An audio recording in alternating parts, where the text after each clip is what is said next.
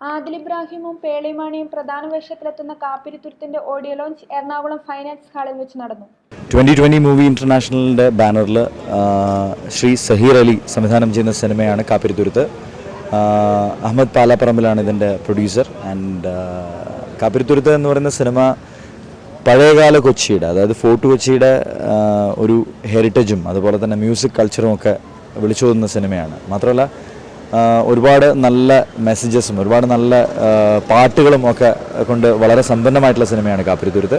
ഈ സിനിമയിൽ എൻ്റെ ക്യാരക്ടറിൻ്റെ പേര് സദാശിവൻ എന്നാണ്. അപ്പോൾ സദാശിവൻ്റെ കഥയാണ് ഈ സിനിമയിലൂടെ പറഞ്ഞു പോകുന്നത്.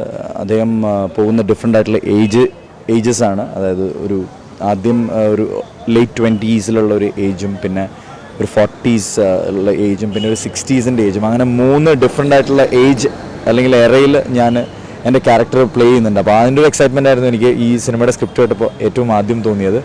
പിന്നെ അത് മാത്രമല്ല, ഫോർട്ട് കൊച്ചി എന്ന് പറയുമ്പോൾ ഫോർട്ട് കൊച്ചിയിൽ ഏറ്റവും കൂടുതൽ മ്യൂസിക് ലവേഴ്സ് ആദ്യം ഓർക്കുന്ന പേര് ഫോർട്ട് കൊച്ചിയുടെ സ്വന്തം എച്ച് മെഹബൂബ് എന്ന മഹത്തായ ഗായകൻ്റെയാണ്. അപ്പോൾ അദ്ദേഹത്തിൻ്റെ കാലഘട്ടത്തിൽ ജീവിച്ചിരുന്ന മറ്റൊരു ഗായകൻ, അദ്ദേഹത്തിനെ ആരാധിച്ചിരുന്ന മറ്റൊരു ഗായകൻ്റെ കഥയാണ് ഈ സിനിമ. അപ്പോൾ അദ്ദേഹത്തിൻ്റെ ക്യാരക്ടറും ഈ സിനിമയിൽ ഉടനീളം പല ഭാഗങ്ങളിലായിട്ട് വരുന്നുണ്ട്.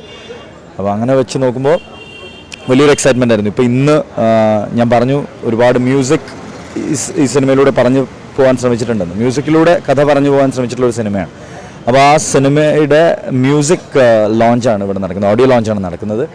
ആൻഡ് റഫീഖ് യൂസഫ്, മധു പോൾ, ഇങ്ങനെ 2 മ്യൂസിക് ഡയറക്ടേഴ്സാണ് സിനിമയ്ക്കുള്ളത്.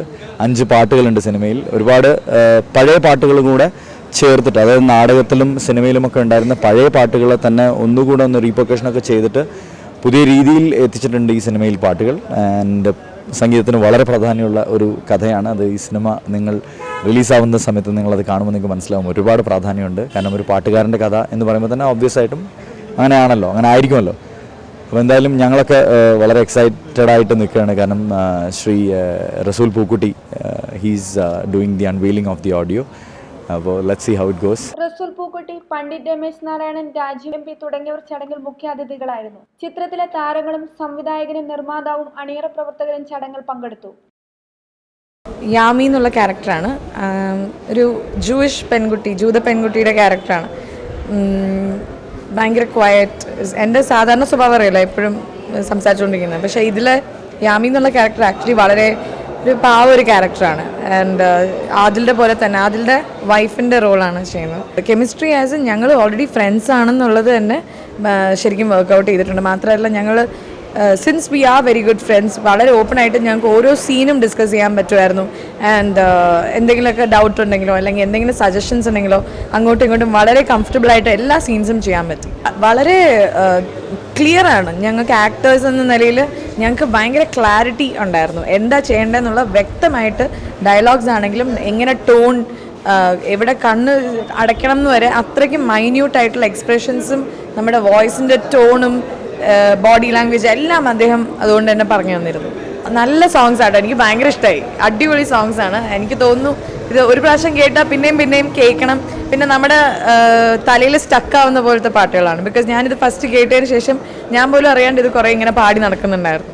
പണ്ഡിറ്റ് രമേശ് നാരായണന് റസൂൽ പൂക്കുട്ടി CD കൈമാറിയാണ് ചിത്രത്തിന്റെ ഓഡിയോ ലോഞ്ച് നടത്തിയത്.